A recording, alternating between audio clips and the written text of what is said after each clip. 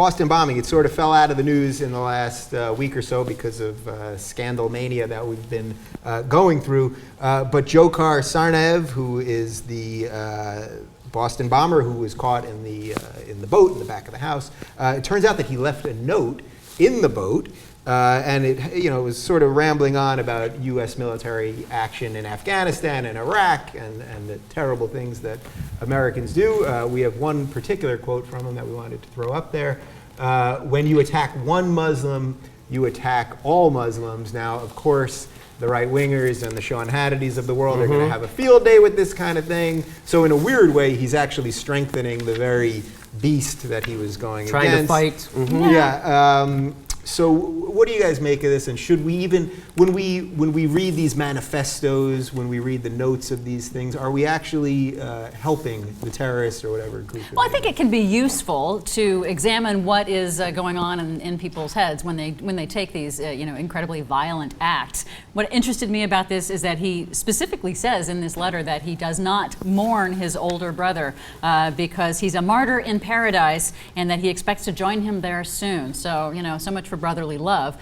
But interestingly, it looks like it is going to be admissible as evidence. So even though they waited to give him the Miranda warnings, and there was all that huge, remember that big kerfluffle about, how dare they give him the Miranda warning, and he shuts up, and well, there's this note that actually sort of works as admissible evidence, it seems, if it's authentic, if it's true. So I would like to ask you guys what you think of this. So he makes the point here, he says that, when Americans kill civilians in Afghanistan and Iraq, they call it collateral damage. And it happens, we've killed more people that we're not targeting than we are targeting with drones, okay? Right.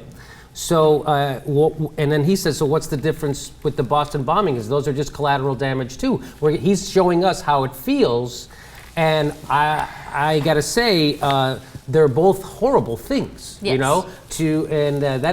to be able to do that, to look a guy in the eyes and put a bomb at his feet, and then there's kids around, to be able to do that, that's pretty cold-blooded. But that guy actually, I think he really believed it, that what he was doing was fighting the good fight. Yeah. And what do you think about that? Well, what you're bringing up is what Bill Maher said after 9/11, and were these guys cowards? And it's sort of well, these guys were cowards. So these guys were well. They didn't kill themselves trying to, because the guys who flew the planes or into the World Trade Center. They were brave enough, so to speak, to commit suicide. Well, at least they were killing themselves. Right. But that's a bit of a slippery slope to go down. I don't know. It's hard to say because there's something. Look, we're Americans. We live here. We've all been to Boston, I'm sure. And there's something about going after indiscriminate civilians with complete abandon for any of their political beliefs. For all you know, these people supported you. You know what I mean? Right. Or didn't support the wars, et cetera, et cetera. Good However, point. at the same time, if you were to look at our drone strikes, yes, we do take out terrorists and we take out whatever, but as you're saying, we do these double tap things where we end up killing families that were a block away. Also indiscriminately targeting civilians by accident, oops, collateral damage, so. Yeah, it's a really hard game, and what's interesting is the nuance of this is what never gets talked about in the media. Right. I think because we never want to think that what we're doing is in the same ballpark. Well, Tom Brokaw actually did bring it up, and Bill O'Reilly went after him for it. He did bring up the drone thing. Tom Brokaw. So tip of the hat for Tom Brokaw for actually mentioning something relevant to a discussion once.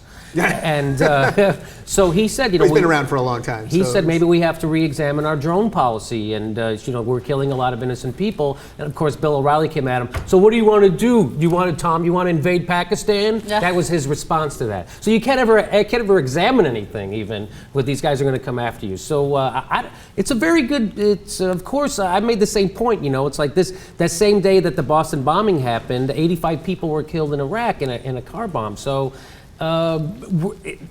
Again, American lives are more precious than anybody else's lives. It's sort of like in the media, right? Yeah. It's sort of like, remember during the campaign, Romney said, "Well, Obama doesn't believe in American exceptionalism." I'm sorry, it was McCain in the first campaign said, Obama doesn't believe in American exceptionalism, and he said, "Well, I do, probably the same way that Greeks believe in Greek exceptionalism, and everyone from every other country." So of course we have more of a place in our heart for the Americans, but when you take it and you really look at it, it's tough. Yeah, I'm sure. I like when people say, God bless America, and Barack Obama ends every speech with a God bless America. And whenever he says that, I always think that God's up there making sure that none of those blessings spill over into Canada, or God forbid Mexico. It just stays right there. We don't want any of those blessings. What is this? It's just so juvenile. It's so sophomoric to treat God that way. Just bless us. This look like God gives a shit about it. It's a round world last time I checked.